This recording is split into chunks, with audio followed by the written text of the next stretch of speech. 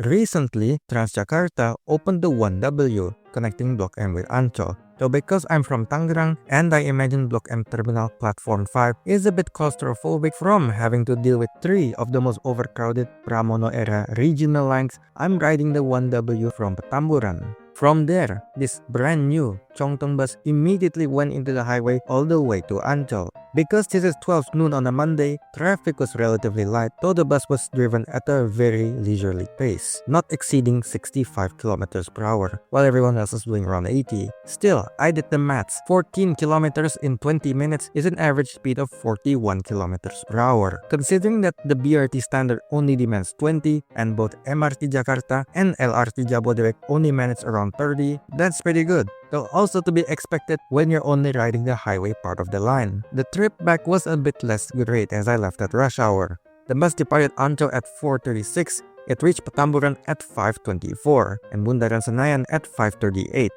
Ancol Sleepy is 21 kilometers while Ancol Senayan is 25. That's an average speed of 26 for the Ancol Petamburan section and 24 for the Ancol Bundaran Senayan section. Despite the heavy traffic along Tol Pelabuhan, this line still fulfills the minimum average speed from the BRT standard. Also, the reason why the Block M bound buses travel a greater distance is because this line makes a detour to Kemayoran. In short, this line is great and I'm glad it runs every day instead of weekend only, meaning I can go to Dufan on a Monday where the park isn't full and each ride doesn't have a 45-minute queue. This line is also very frequent for a supposed non-BRT line with 5 to 10 minute frequencies. People love to drive because of the freedom to go whenever and wherever. Well, if transit provides 90% of that freedom for a fraction of the price, that's how you convert drivers into transit riders. So, when I got home from my day trip to Ancol, it got me thinking. What other inner city highway lines should Transjakarta run? Actually, I lied. I thought about this from 2 months ago. Here it is.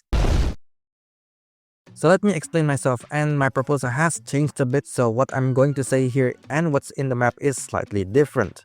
The L1A goes from Pantai Maju to Kota or Balai Kota. I mean, it's literally just an express version of the 1A, which already exists, but it only runs in the afternoon and only in the direction of Balai Kota. This one runs bi-directional all day, every day. The 3K is a line I proposed in the previous video connecting Pantai Maju with Puri Kembangan. Basically, it starts in Puri Indah, makes its way to Rawabuaya, then enters the highway all the way to Pantai Maju. Puri Indah has a lot of people, malls and offices. PIC has a lot of people, malls and offices. It just makes sense to connect these two places and Transjakarta Corridor 3 together. You will think that rich people don't want to take the bus, but 2 out of the top 3 most popular Pramono era regional lines connect up high-end areas. Alam Sutera with Block M and PIC 2 with Block M. The 8P connects Lebak Bulus MRT station with Veteran, Rawabuaya, and Pantai Maju. This connects up the MRT, Corridor 8, a bunch of non-BRT lines in Veteran, Corridor 3, and Pantai Maju, and provides much-needed circumferential service.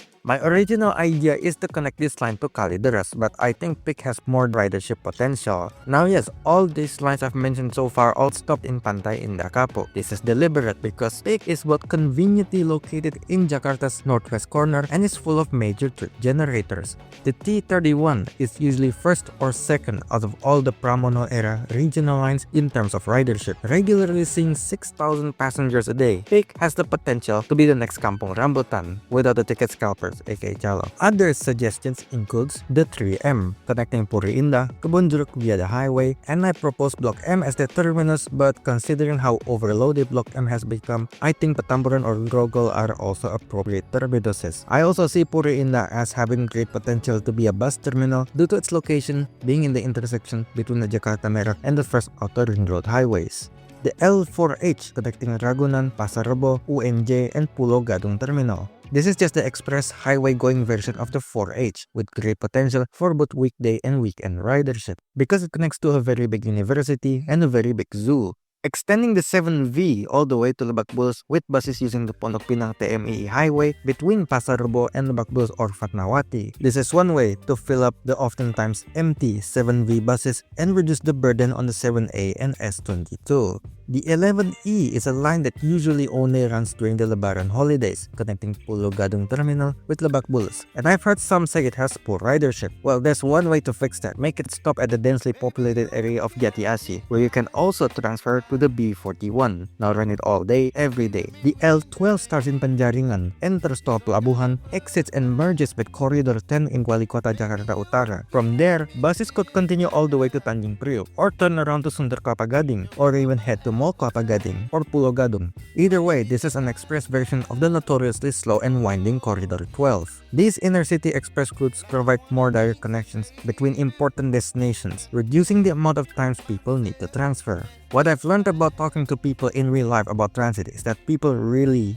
hate transfers. I know people who would only tolerate one transfer, and people look at me like I'm crazy for doing trips that require me to change vehicles 4 times.